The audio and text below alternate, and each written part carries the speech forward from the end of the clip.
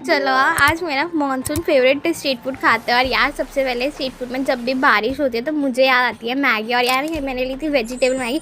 और पता नहीं जैसी बारिश का मौसम होता है ना, मेरा तो मैगी खाने को दिल एकदम से कर जाता है। और यार ये मैगी खा के तो मज़ा आ गया बारिश में।